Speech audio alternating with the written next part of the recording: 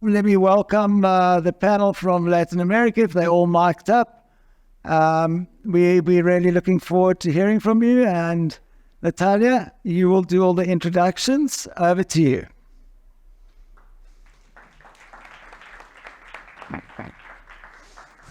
Good luck. Thank you.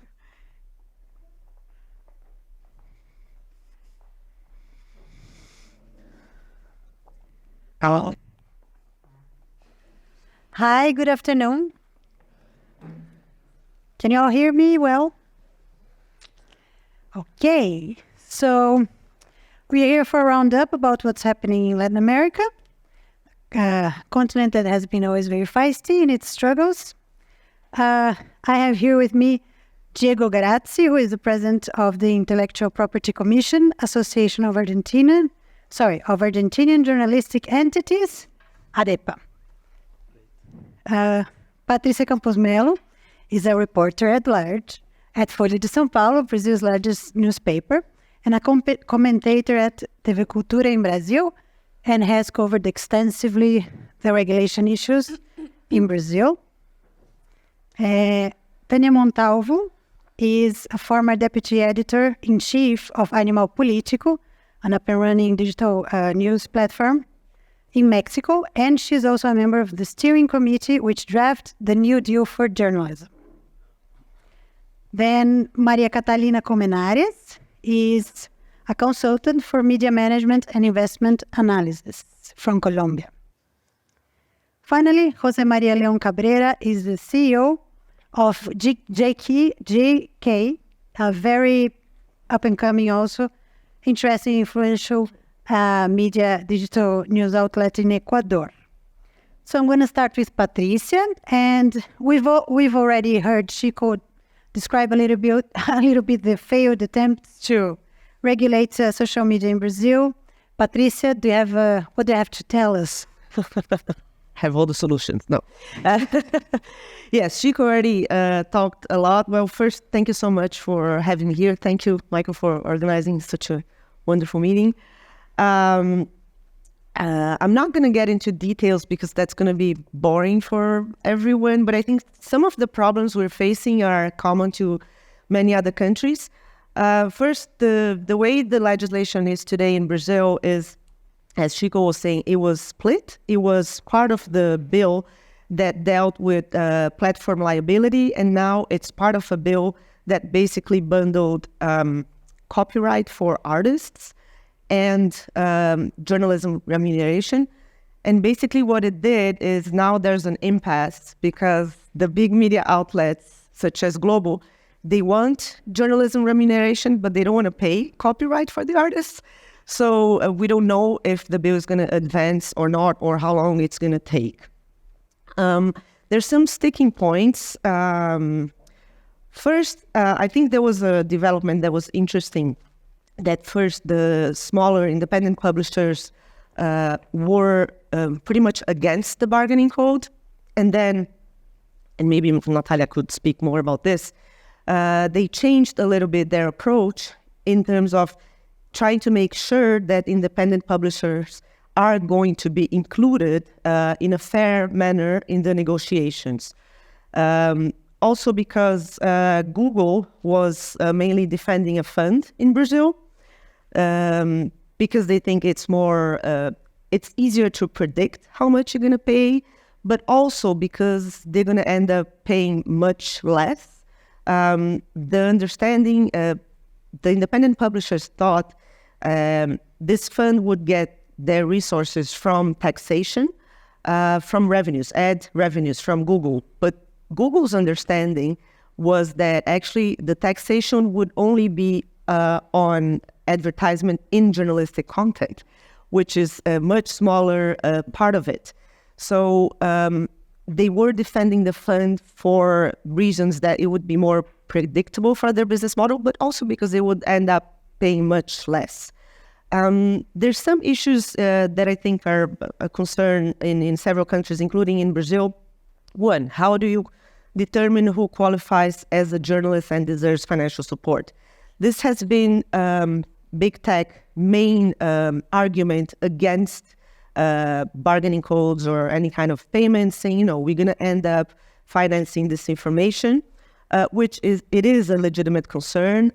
We are, in our legislation, it's very vague who is entitled to get financing.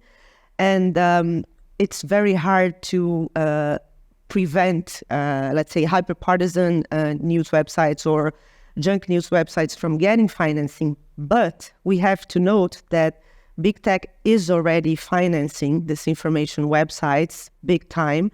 In Brazil, for instance, Jovem Pan News, which is basically our Newsmax, One American News, like a very hyper-partisan news outlet full of disinformation, was one of the main beneficiaries of Google News initiative at that time, like got loads of money and became a giant on YouTube.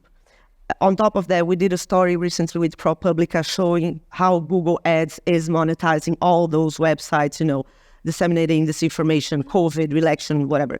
So whenever they're saying, we shouldn't have remuneration because you're going to end up financing disinformation, this is already happening. So at least if we could establish some rules or some, like a code of conduct that all of the media outlets that are going to negotiate have to follow, it could be not as bad as it is right now.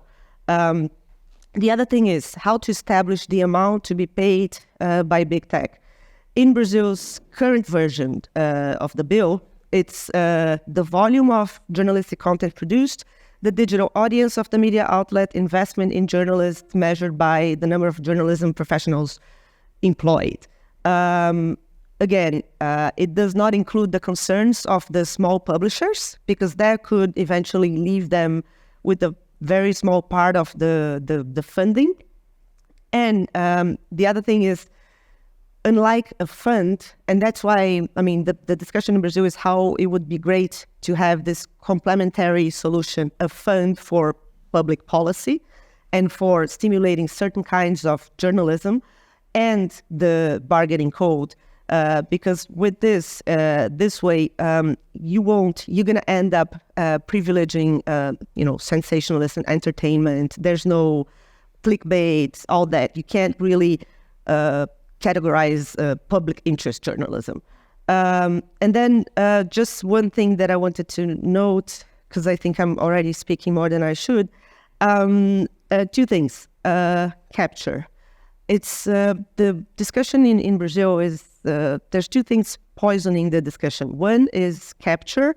Google and Meta finance many of the smaller publishers and all of the journalism associations, big time, including the one I was on the board, including the Digital Association.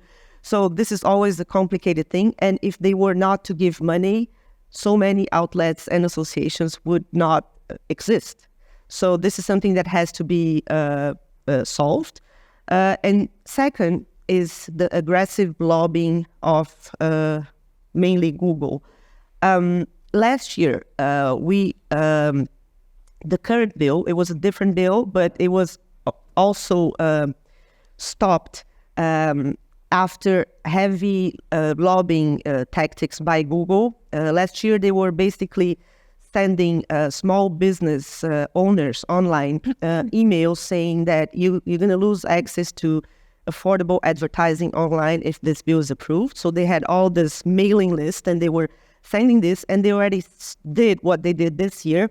But last year was not, for some reason, because the government was really against regulation in that sense. It was not such a scandal as it was this year. But they had the Google homepage. Beneath the search square where you have, they had a link saying this is how this bill is going to change the internet. They had like 4 or 5 different versions, but basically saying if this bill gets approved, your internet is never going to be never going to be the same, and Google is going to be financing this information. And there's a link. If you think that over 98% of the search market in Brazil is controlled by Google, that means that 98% of the Brazilians who were accessing a search homepage were getting this message in the homepage, which is very interesting. The link led to a blog post by Google with all the reasons they have, including disinformation stuff against the bill. But if you think about it, they are fighting really hard to say we're not media outlets. We're different. We can't be regulated the same way because we're just distributing content. But if they run editorials in their homepage, that's really hard to sustain this position, which is their main argument not to have liability for much of the stuff. They also did this year, same thing, sending to YouTube creators saying, if this bill gets approved, you won't be able to monetize your content the way you're monetizing today. They also, through their association, they approached evangelical legislators who are a very strong political force in Brazil, saying if this bill gets approved, you won't be able to publish parts of the Bible because this is going to be considered, disinformation or offensive or something. And on Google, if you searched for the bill, the fake news bill was the original name of it, right? You got the first thing you got was censorship bill. The whole thing it became a scandal because it was very aggressive. So it's sad that we're trying to discuss details of the legislation that are very important. And I think many countries are discussing the main things, who qualifies as a journalist, how to calculate how much outlets should be paid.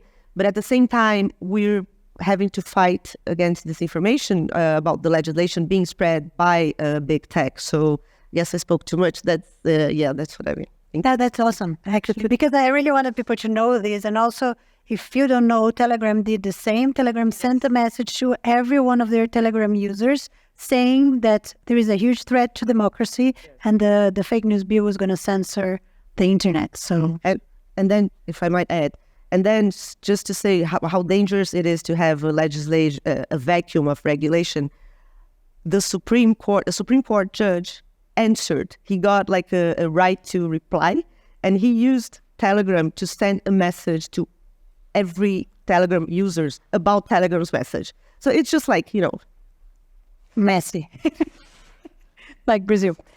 Anyway, so let's move forward because we have a lot of ground to cover. I'm going to go to Maria Catalina Colmenares, and then I'm going to ask questions after everybody has spoken. But heads up, Diego Garazzi is going to speak in Spanish. So if you... No, give up? No. I will start. Give up. Yes, I will start speaking in English. And if anyone doesn't understand, can raise your hand. Okay. I will switch to Spanish right away. We understand. Okay. So you're not going to speak in Spanish? No. Good. Okay. So Maria Catalina. Thank you, Natalia. Thank you, Michael, for having me here. So I think I'm the first person here who will speak from a country and about a landscape that is not discussing any bargaining agreement, and we're not in any stage of this type of consideration. So basically, I would talk a little bit about what it looks like in Colombia. I come from financial and media sustainability background, and I work mainly with independent and smaller publishers. So what we've seen so far is a difficulty in assessing the value. Because when I was invited here, I thought, how brave would it be to be able to consider what mechanisms, financial mechanisms, can be included in these negotiations and in these agreements. And really, it comes down to how you value things and how we perceive the value within our societies and our different media outlets. So far, what we've seen is Google and Facebook and the platforms distributing money based on their perception of size and threat. And in Colombia, you can see that, and in our Latin American market, I think it's very clear. And I think it creates some distortion because some of these media outlets that really need this funding, that are really lacking resources, are trying to grasp at anything, at any sort of fund that is available. So if we talk about the Google News Initiative, for instance, we're talking about, or the News Innovation Challenge, we're talking about things that maybe some of these outlets are not considering to apply for, but feel compelled to do because there are funds available. And there's a promise there of positive externalities in the sense of innovation, tech that will be available to everybody.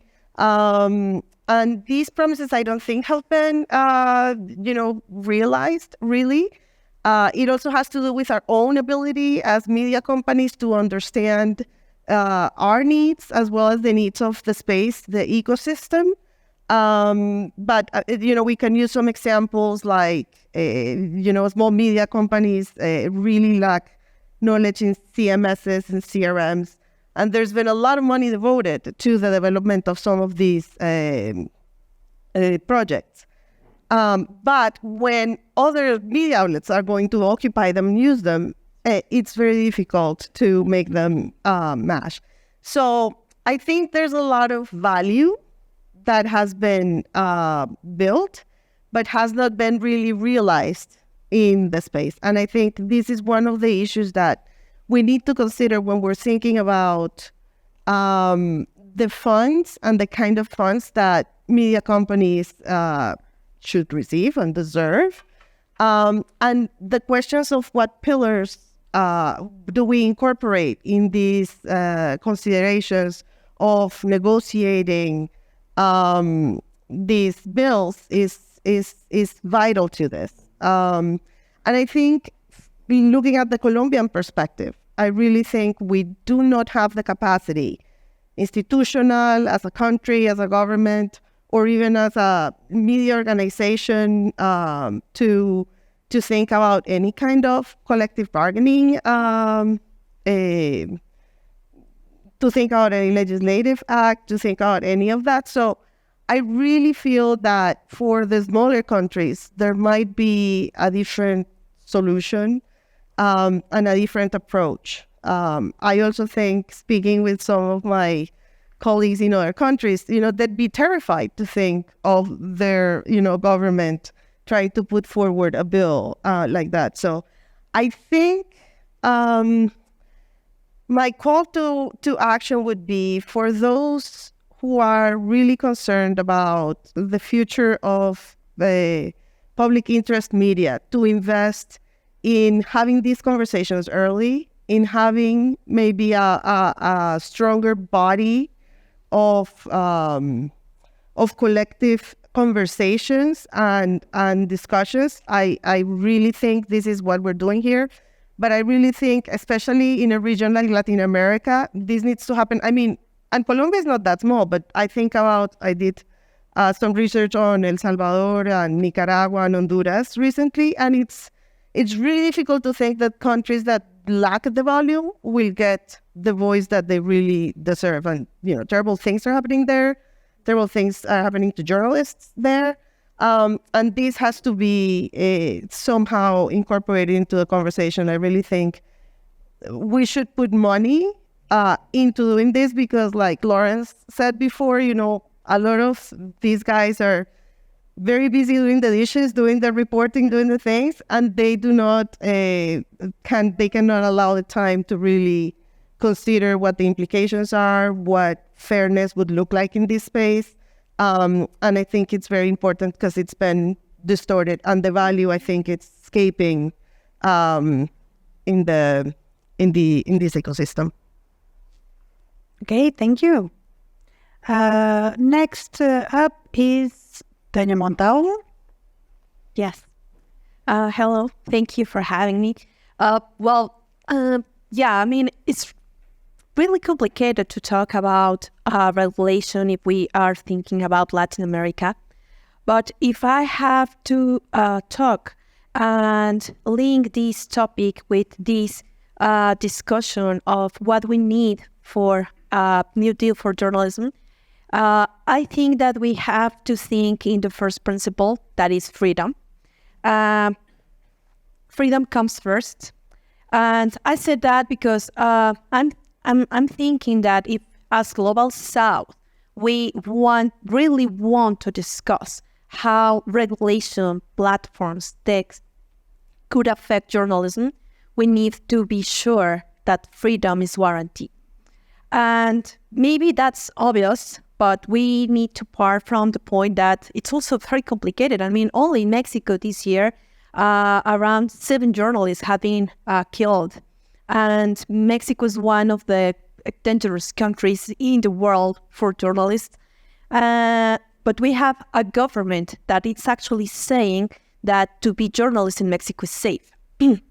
And that actually have a lot of control over the media and that want to move in the discussion of regulation.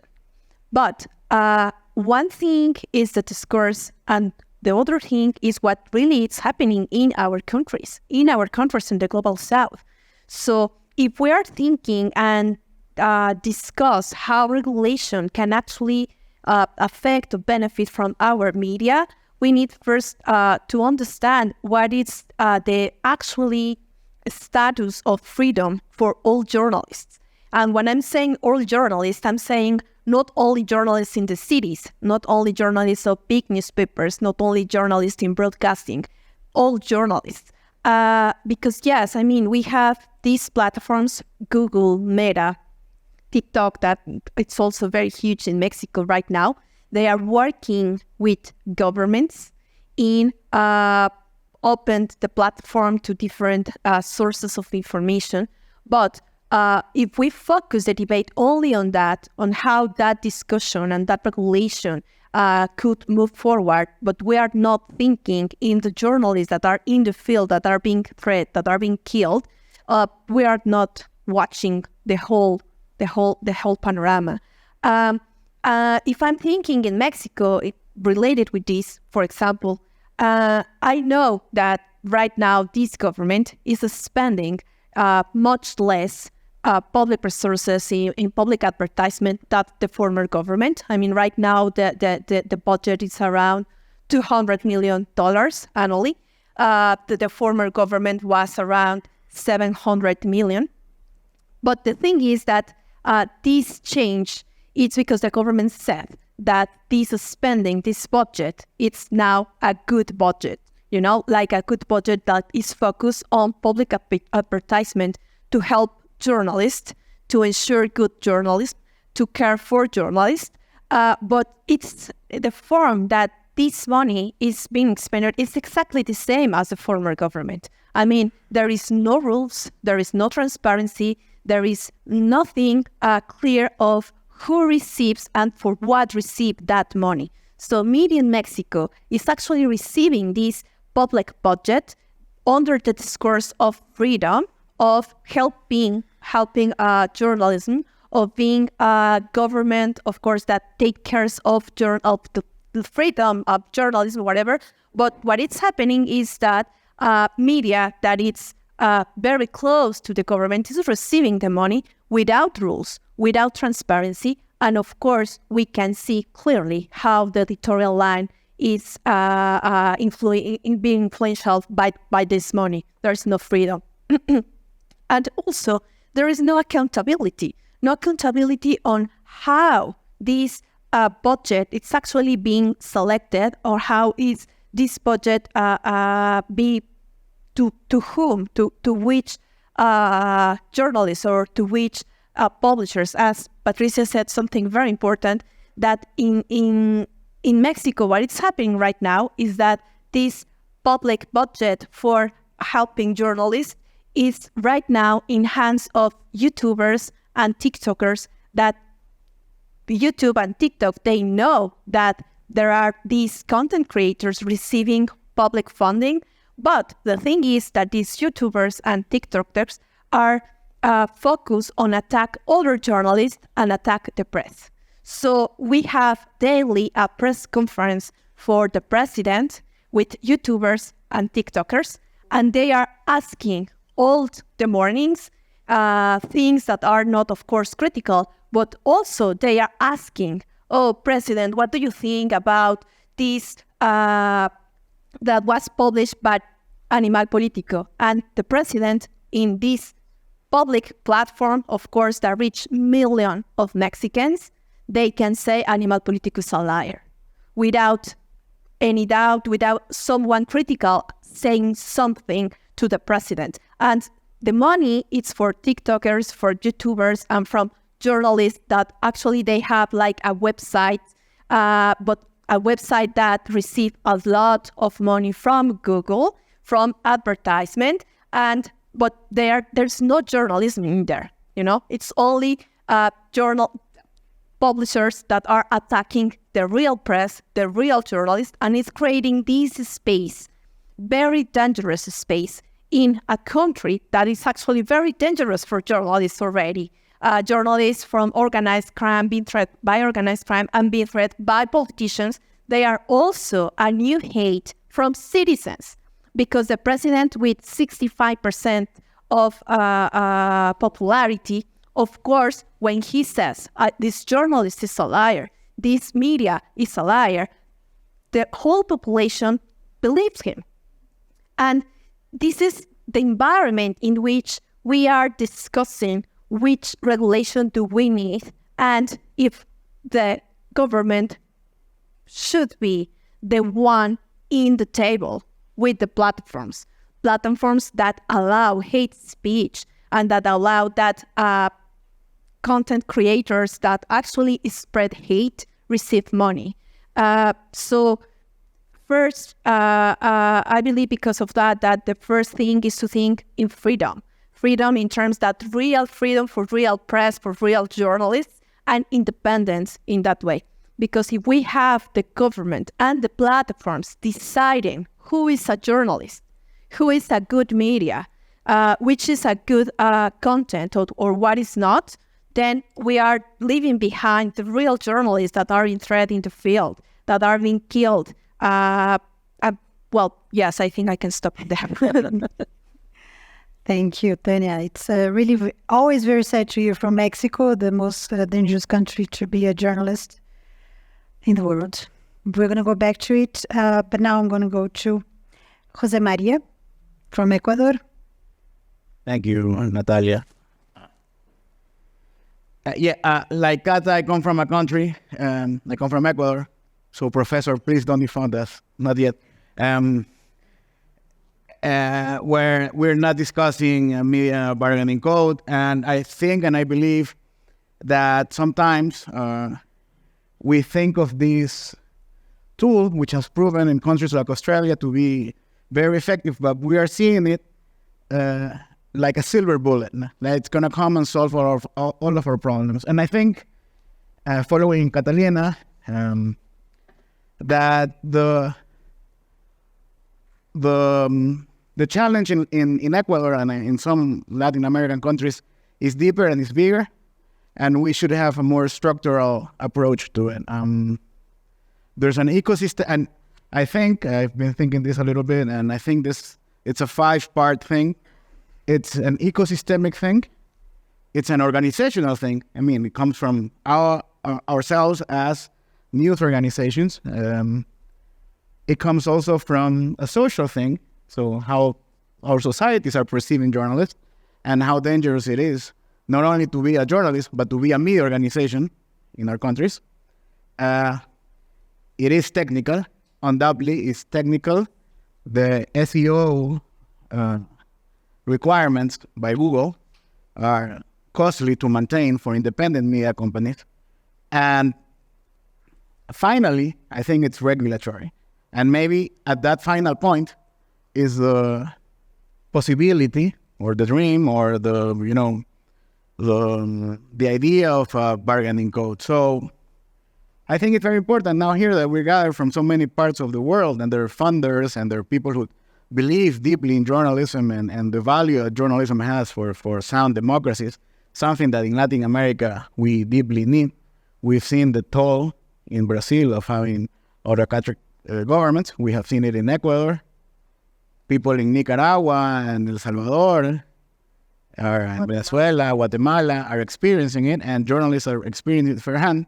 So on the ecosystemic approach, I think it's important to, like Kata said, create investment but core investments, not funding a specific project, not deciding that Ecuador is kind of good, kind of bad, so we're going to put the money somewhere else.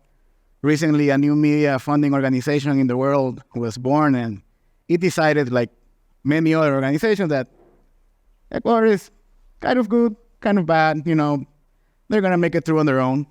So if you ask any financial person from the normal or the traditional business, no one's going to invest in a region like ours in this moment or before. So we need people who are investors with a cause, with a purpose. And it's important that funders, international funders, understand that they need to fund organizations to become resilient. Because if individuals are not, I mean, it's almost biological. If individuals are not resilient, ecosystems cannot hold up. So I think that's my first point, and I want to try to be very, very, very fast. And it also demands some individual responsibility. We have to grow as organizations to understand that we need sound business practices, that we need to understand the basic of what comes in should be more than what comes out, which for journalists is very difficult to understand. And I am a journalist at my heart and in my way of handling money. That's not a good thing. And we need to understand ourselves as businesses. You know, it doesn't matter if we are an NGO or whatever, but we need to understand that we need diversified, sound business models to survive. Also, we need to recuperate the social value of journalism. I see a lot of international organizations promoting the right to access to water, health, but we also need campaigns and projects and insistence in the right to access to good journalism, to people understand that the YouTuber of the corner is not a journalist and that you must distrust anyone who's acting in that way. On the fourth issue, and speaking a little bit about all these programs from Google and Facebook and all the platforms, we need to understand that tech is our delivery method. Our paper route is now an algorithm-driven paper boy. And we need to build the capacities inside our organizations to grow that. And it's expensive. It's very expensive to get an independent news organization that is struggling to pay salaries and ask them to keep up with the Google SEO standards. It's very expensive. I know it from firsthand. And finally, to close this initial comment, is undoubtedly needed that we have some regulatory form of bringing platforms to the table. But like Cata said, Ecuador, Colombia, Peru, Bolivia, not only are not big enough markets like Brazil is, or Australia is, or Canada, or South Africa to push or make them sit on the table, but the other problem is that we cannot rely on our state regulators. Tania has explained it in Mexico, and recently in my country, there was the attempt to pass a freedom of expression bill that, for example, eliminated opinion as a journalistic genre. The president had the good idea to veto the project, but with another president, that would have been enacted into law. So maybe it's time to go out and reach out to the Organization of American States and its Office for the Freedom of Press to try to create the processes and the minimal standards of what is a journalistic organization that should be funded by this initiative. And maybe negotiating as a bloc and in these super-regional safe spaces where human rights are regarded and defended would be a better option for countries and regions like ours. Thank you. Thank you very much. Diego, turn up. Well, hi. Well, what is happening in Argentina?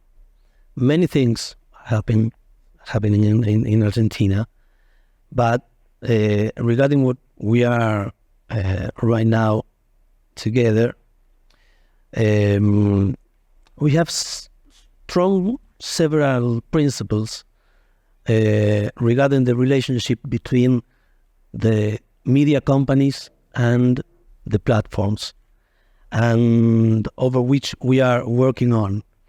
First, we strongly believe in the right of the media companies to be or to claim its intellectual property rights over the contents they produce, and to claim to be paid by the platforms that use such content and profit from that content. Also, we are aware that the platforms abuse of its dominant position over the access of the users of internet in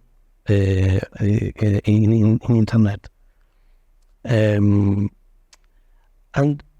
we are focused also as a principle to find the fair ways to be retributed, to be paid by the companies, by the platforms, to the companies that produce this content, this journalistic content.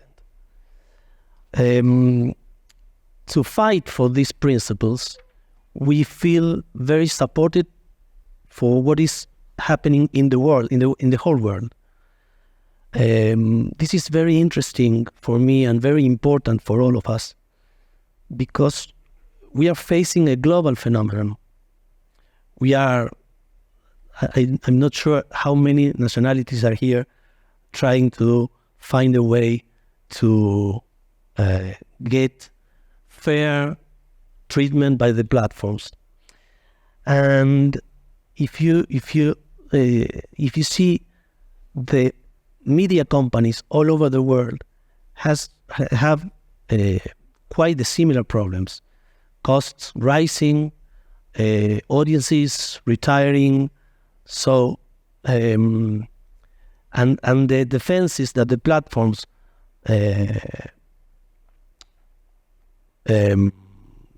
give to this problem of the media are quite the same. Products like Showcase, that maybe many of the people here is experiencing, maybe it's not profiting from. So we have media companies with the same or quite the same problems, and platforms that offer solutions in the similar way, not taking into account what is the differences that are experienced in many different countries. In Argentina, we are trying to bring in the ring to another big tech, which is Microsoft, because of its participation in ChatGPT, which is using, once again, content produced by the companies of media or media companies. One user, a Twitter user, asked ChatGPT which were the sources of its training, and the bot, the ChatGPT, answered that in Argentina its main sources were La Nación, Clarín, Perfil, which were the main or the principal or most important newspapers in our country. So it was an honest response and an honest. Well, I want to also emphasize what is our value added to society, which is something very important that we must pass. I hope you understand. We strengthen with our work, or with the work of the companies we work for, we strengthen the democratic societies.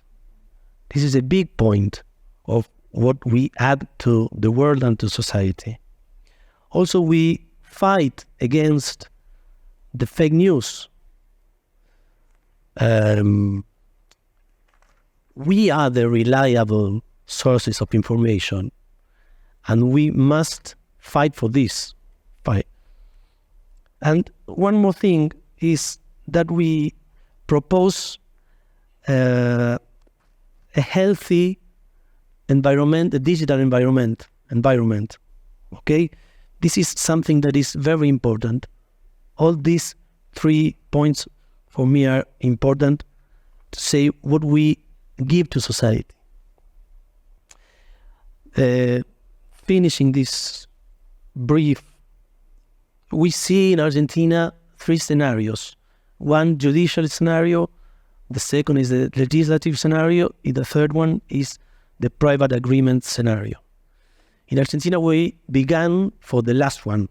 We began making unequal and for sure unfair agreements with the big techs or with Google and Meta. But we started with this from this point. But one of the problems of Argentina, if you want, later I can tell you many more. One of the problems of Argentina is that we cannot rely on our government. Not this government, ni the coming government, and no politician. We cannot trust in this point of the maybe it's a Latin American problem. So the legislative way or the legislative proposal is not one in which we want to put all our forces. But taking into account the unfair private agreements and the closing agreements, we are near the finish of those agreements. We are analyzing and this conference and all the experiences in Canada, in Australia, in Brazil, for sure. We are taking all this information and trying to create a law that gives us what we think we deserve. Thank you. Thank you very much, Diego. So we have, do you have to end at 2:30? Okay, I've got questions for all of you, but I think 2 are the most relevant ones that showed up in many topics that were brought up here. So I'm gonna direct them to 2 people, and then if somebody else wants to jump in. I think one of the main issues here is that Latin Americans do not trust their governments, not only because they mistrust their government, but also because the governments are not to be trusted. Sometimes they are, sometimes they aren't. So democracy in Latin America is very fluid. Brazil was moving towards autocracy. Now it's not anymore. Who knows what's going to happen in the next elections? The same with Ecuador. For Maria and Jose, this has been used, including by the platforms, to halt legislation, saying, "Oh no, you cannot have accountability or legislation and leave it in the hands of governments that are not trustworthy."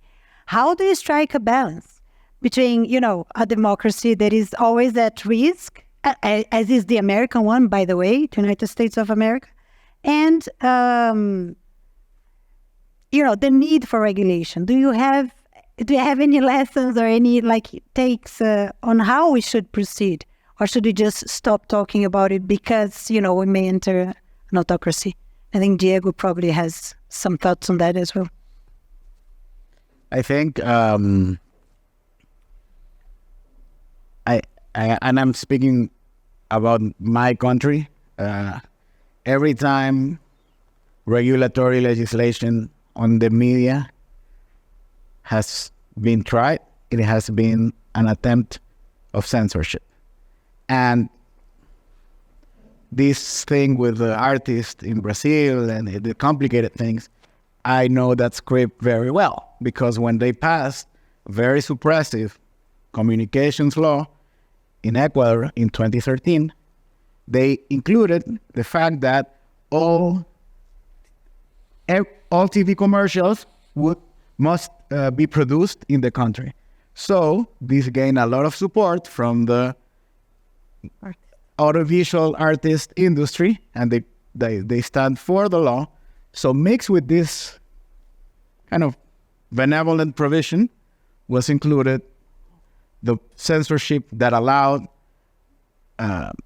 media outlets to be fined for opinions, the government ordering how to, the headlines. What headline? I remember one, which was about the Social Security, and the headline the government ordered to be published was, "The Social Security has improved and it will continue improving," which is no longer journalism, it's fantasy. But I think there's a common space, and I think it's outside our borders. And at least in Ecuador, the advantage we have is that the Constitutional Court has repeatedly said that supranational agreements to which Ecuador is subjected to, like the ones given by the Inter-American Court of Human Rights or the Inter-American Commission of Human Rights, are mandatory.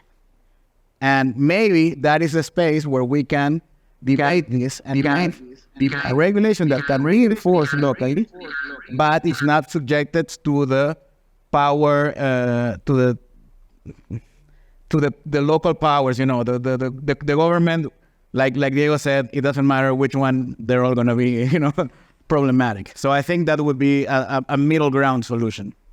Okay. I tend to agree with Jose Maria. And in the case of Colombia, we have many examples of similar situations where whenever regulation is going to come about, we call them micos.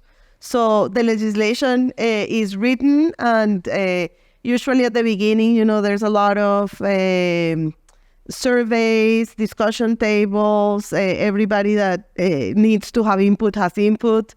Technocrats write it, and then the politicians get in and start putting micos in. Yeah. The territory. Yes. And they can be, very pervasive. They can be very damaging.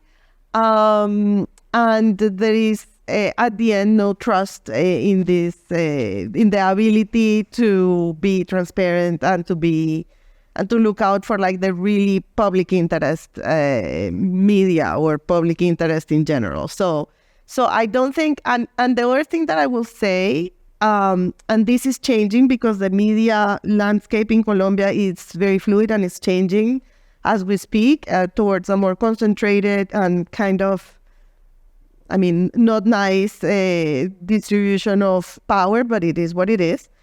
But the media has been reticent to even get help from the institutional governmental powers. So in the year 2020, the pandemic hit all media companies very hard. And it was known to the government, and they tried to do something about it. By offering, passing a bill that put a lot of money to potentially be distributed among media companies, kind of a rescue bill. Yeah. And a lot of them stood up. A lot of, the legacy media were kind of happy about this. Not completely happy, but they needed the money the most. But some of the more independent media owners completely, said, we don't like this, we don't think this is the way this should be done. It was not very transparent how this would be allocated, and in the end it lost on the political realm. So I think that's kudos to the country and the media for kind of resisting even when some perks are offered. But I really think we lack the institutional ability and also the trust from the actors to be able to do something significant. And the platforms are just too big. So I can imagine a scenario in which something gets advanced and then people just switch camps because they can be easily bought in many, many ways. So I tend to agree with Jose Maria. I mean, I also lack a little bit of trust in terms of our own ability of getting outside our borders in a supranational space and agreeing to things. And I think our countries, when you go and look at it, there are many particularities in the ways that journalism is attacked, in the ways freedoms are coerced. So that will be another conversation. But I really don't think the balance as it stands can be struck at the country level for our countries. So can I jump in with something? Maybe this is a positive view, but I think that we need to think on institutions that are made and also ruled by citizens. I think that, yes, I mean, our countries, that there is not a thing only in Latin America, but countries where democracy is at risk or authoritarian governments can just jump in and change everything. I think that institutions that are created from the base with citizens, NGOs, academics, and gain like a legal status can work very well. And to be not only formed by citizens, but also operate with citizens. With initiative. And yes, I think that could be an answer, because we cannot believe that there never be a regime that actually can regulate something, but at the same time, we cannot trust. So we need to work with citizens and with NGOs, with academics in the creation of institutions with legal status that could be part of the strength of a democratic state, to be part of the state. Maybe it's it's very positive, maybe a little naive, but I can see another way. That's awesome. We've got two solutions here. Patricia, do you have a solution? No, I don't. For that question, no. I just wanted to add what you're saying. Of course, it is really hard for us to discuss, expecting from the government regulation, because we can't trust the government. But that has also been weaponized by the platforms just to, not have regulation at all. So maybe we should escape from this dichotomy, that there's only these two extremes. Either you have an autocratic government that is going to implement censorship and the Ministry of Truth, or you have free market and, big tech just operating freely and all the journalistic. So I think in that sense, multi-stakeholder entities would be really important, and maybe having a big say in regulatory bodies, so to say. This could be a positive thing. And also, and I know that happened a lot at the UNESCO and all the UNESCO guidelines. There's a huge thing, these guidelines can be used by authoritarian governments. But then again, authoritarian governments don't even need guidelines. They will use it anyway, right? Like Bolsonaro didn't need any guidelines to do whatever he did. So I guess we should try to, what Tanya said, trying to include as many actors as possible would be one of the solutions. And it has worked in Latin America in different moments, so there's hope. Do you have anything to say? Should I ask for the questions? Okay, just one thing, because I want to highlight the important role of the associations of companies, of media companies, to try to work together to be to have more how do you say it? More powerful, yes. And the role of the associations as part of the negotiations and pivoting between the platforms, the media companies, and the government. I'm not sure if this is a solution, but the role of the associations is very important. It's very important. It's also very important, and I say as the former president of Azure, not to let yourself to be divided, because one of the things that tech do is they divide one against the other. But we sit down with the old lobbyists of Globe, and it was very interesting. I'm going to get all the questions at once because we're running out of time. No questions? 2 questions.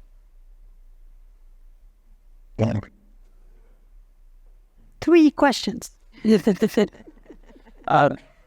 Thank you. Sigrid, Danny again.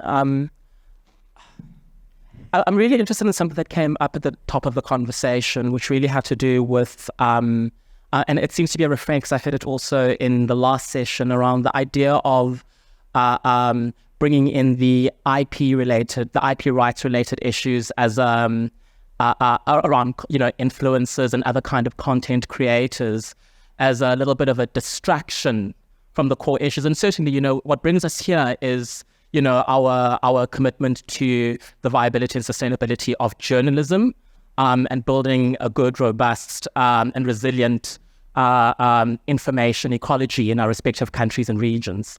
But even so, it seems to me that, these issues are quite strongly linked, because what brings outlets or media to this issue is the fact that their IP rights are being infringed on, while also their productive capacity is being gutted out of them, right? Which is what the others are all saying as well, which seems to me to require a broad and purposive kind of market inquiry as one kind of approach.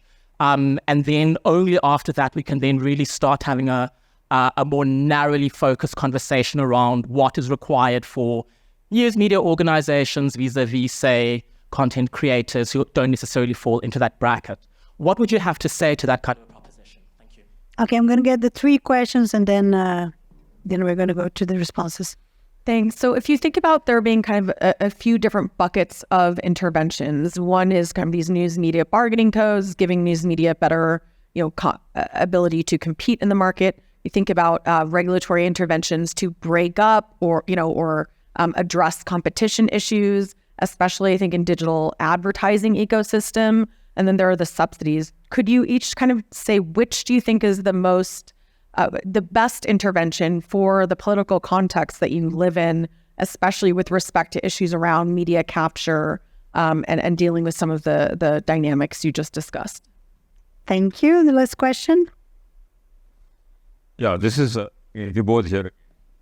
It's not a question, but it's more of a comment to what sort of Patricia is saying. I'm completely on board with that about this unwillingness to trust governments has been weaponized against platforms. But I think the reverse is also true, that with the increasing sort of distrust of platforms by small players and large number of citizens, that's been weaponized by sort of nationalist governments to sort of try and extract trade-offs with platforms.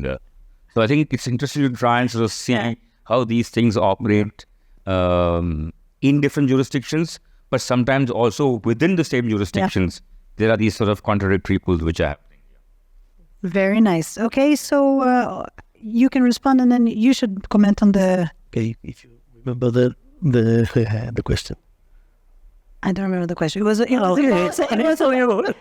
about copyright and about how which is what the creator Intellectual property. intellectual property. If you should separate, Okay. It's when maybe you can repeat the answer. the question. The questions are. Let's give us the answer, please. Well, he's basically Sorry, I saw you the one. Good, thank you. Well, Right. Just to put it crisply, I'm not convinced that there's about what seems to be a consensus that what the issues pertaining to content creators who are not news media organizations, and the issues that pertain to news media organizations around what brings us to campaign for and fight for fair compensation. Are actually so separate. So separate, yeah. Should they be treated separate? If you could clarify what separates these issues at the point of understanding the ecosystem, so that we can then be able to determine what kinds of solutions are required, whether they come together for various kinds of role players, or whether we actually do need to separate them out. Thank you. Okay, I represent first a company in Argentina, a media company, and then I am part of the association that fight for the rights of the companies, of the media companies. But the intellectual property rights are individual. I mean, everybody its creator has the right to be paid for its creations or their creations. Okay, so I think that we can't separate those things, but in order to fight for the rights, maybe it's important to separate first, get what we want in one sort of negotiation, maybe through the associations or maybe through the bargaining code that was aprovechado, was taking profit Take advantage by the main media companies. But this is important to say that the intellectual property rights are individual. But then what you're saying is just this is more of a tactical approach and not like yes, it's a kind of tactical approach. It is impossible to fight without an organization and without a strategy. And I think that the strategy to fight first, or to go organize the companies, the media companies, go organize to fight for the rights and the recognition for the property rights, is a good approach to the issue. For Courtney's question, I think competition, market concentration, and regulation and sustainability, they're all important. But from the point of view of global north countries, there's very little we can do in terms of market concentration. We have the competition authorities, but it's limited what we can do. We are in the periphery of this. So we need to focus on the other ones. As to what he was saying, in the case of Brazil, it's not that we think it's, a smaller right, the IP right of creators. It's just that they already had some sort of legislation which was different. And we, for journalistic content online and payment, we have no legislation. So we're starting from different starting points. And for VBOT, I completely agree. I think they are playing against each other. They're using, and India is a very good example, correct me if I'm wrong, of how, regulation can go wrong and you can get an autocratic government overstepping. And so it is also a good case study and for us, because as Chico was saying, we never know who's going to be enforcing the legislation we're approving now. So we have to think about all different kinds of governments that might be in place when the legislation is actually enacted. However, that should not prevent us from regulating, because that's exactly what we have been doing. They want. Jose Maria. I just want to address what Courtney was saying, and I think is in countries of weak institutionality, what is most needed is robust media companies that can defy the monopolies, the oligopolies, but you need a media organization, let's not say company, but a media organization that is able to fight or to compete. And for that, you need investors, international actors that are willing to, fund them, not from a global north perspective of thinking what we need, because you've seen it from Washington or Brussels, but asking on the ground what our needs are and how we think we can do our work better in our countries, and stop classifying us on whether you think our country is doing better or worse according to your KPIs and parameters. So, and just for the comment on, I only see these huge platforms and these huge states in Latin America and media companies in the middle. Guess who's going to get crushed between these two giant actors? Really. Tanya and Maria, do you have any comments? We need to wrap up because Michael has been signaling. I have a comment, especially about the separation between the content creators and like the legacy media, because I am not sure. I think we're going to be seeing a lot more of the journalism moving to what we call content creators. And I see it happening in Guatemala. very much in Cuba because institutional capacity of having a media company is non-existent. So I think we really need to separate like what we consider good journalism than to what we consider like institutions and institutional support. And as far as Courtney's question, I really think subsidies, I don't think it's a good thing. But I really think we need to think about market regulation and market rules in terms of these very large market makers and market breakers platforms, right? So it's like, how do we level the playing field, because they really are such a large influence that they really distort the market in a way that's very hard to Well, very briefly, I just want to say that I understand that sometimes the concern of what's happening with content creations, that at the end we can say that they are citizens using social media platforms, and that's also freedom, right? And we want to preserve that freedom for everyone. But we also need that to be clear that freedom never can be hate or be against rights. And sometimes it's what is happening with content creation, that because there is no laws or regulation or anything, because it's only in platforms, it's very easy to scam the rules of the social platforms, and they are creating this content under the label of freedom of speech or freedom, but in fact it's content against rights, and it's hate of speech. So I think that that's important when we talk about what it's media doing and the difference with content creation. Okay. Thank you very much, all of you. I hope you guys learned a little bit about our continent.